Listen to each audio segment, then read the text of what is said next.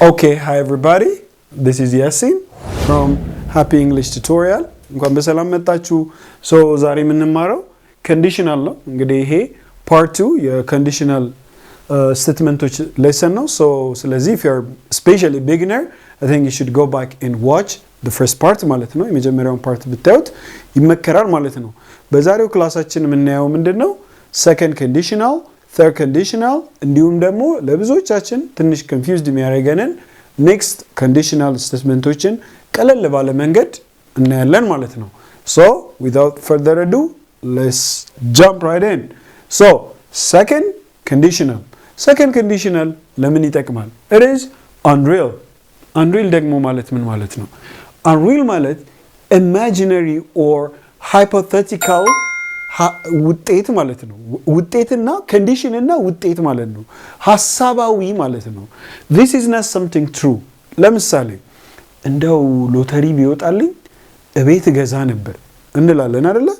ወይም ደግሞ እኔ የዚህ ሀገር መሪ በሆን ኖሮ እንደዚህ አደርግ ነበር ወይም ደግሞ እንደዚህ አላደርግም ነበር ብለን እንናገራለን. ሶ ያ ሐሳባዊ ነው ማለት ነው. የዚህ ሀገር መሪ አልሆንም አንድ ያያሰብነውንም ነገር አላደርግንም. ሎተሪም አልወጣልንም ሎተሪ ቢወጣልን ለማድረግ ያሰብነውንም ነገር አላደርግንም.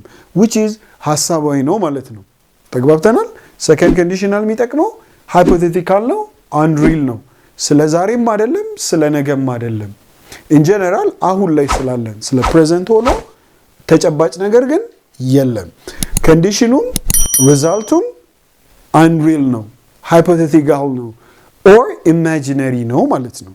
እሺ ስለዚህ ወደ እንደምታስተውሱት ከመጀመሪያው ቪዲዮ ሁሉም conditional statementቶች ሁለት ፓርት አላቸው. if clause, main clause. if clause ላይ ምን እናስቀምጣለን? conditionን.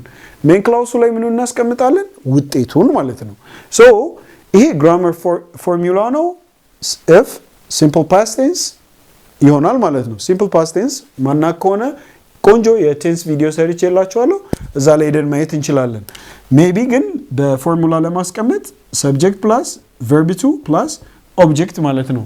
verb to ማለት የቨርቡን ሁለተኛ ረቢ ለምሳሌ eat, ate, go, went, read, write እንደዚህ ማለት ነው. main clause ውጤቱ ላይ would ሁሌ የሚኖር ነው ማለት ነው. so ካስታወሳችሁ first conditional ላይ will ነበረ ይሄ አሁን ደግሞ would ሆኗል ማለት ነው. ከwould ቀጥሎ ሁሌ verb 1 ነው የምናስገባው ማለት ነው. እስቲ ቅድም ያልነውን ሐሳብ እናንሳ. ሎተሪ ቢወጣልኝ ኖሮ እቤት ገዛ ነበር. ኦኬ እስቲ እዚህ ጋር እንጻፋት. if ያገዛችሁኝ I won the lottery. if I won the lottery ይሄ ምኑ ነው ማለት ነው? if clause ነው. won የማ ፓስት ፎርም ነው? የዊን ፓስት ቴንስ ነው. በእንግሊዘኛ ቋንቋ ማውጣት ሳይሆን የሚባለው ማሸነፍ፣ ሎተሪ ማሸነፍ ነው የሚባለው. if I won the lottery, if I win አልልም. እንደዛ ካለን ወዴት ሊመለስብን ነው? ወደ first conditional ሊመለስብን ነው. ይሄ ግን ሐሳባዊ ነው. ሎተሪ ቢወጣልኝ ቤት ገዛ ነበር ሐሳባዊ ነው. so if I won the lottery ይሄ if clause ነው. I would buy a house. if I win the lottery, I'll buy a house. Here's one thing. in English ከፈለግን ከሜን ክላውሱ ተነስተን ወደ if ክላውሱ ሄደን መናገር እንችላለን. well, I would buy a house if I won the lottery. ቤት ገዛ ነበር ሎተሪ ከወጣልኝ ወይም ሎተሪ ከወጣልኝ ቤት ገዛ ነበር ማለት ነው. okay, so sometimes when we give suggestions ሰዎች ስንመክር እኔ አንተም ብሆን ኖሮ እንዲህ አደርግ ነበር እንዲህ አላደርግም ነበር እንላለን. for example እኔ እናንተም ብሆን ይህን ቻናል ሰብስክራይብ አደርግ ነበር. or let's say እኔ አንተም ብሆን ኖሮ everyday Englishን practice አደርግ ነበር ለማለት ብፈልግ እኔ አንተም ብሆን ኖሮ እኔ አንተን ለሆን አንቺን ለሆን እናንተን ለሆን አልችልም እናንተም እንደዛው. ይሄ ምንድነው ማለት ነው? ሃይፖቴቲካል ነው, ሐሳባዊ ነው.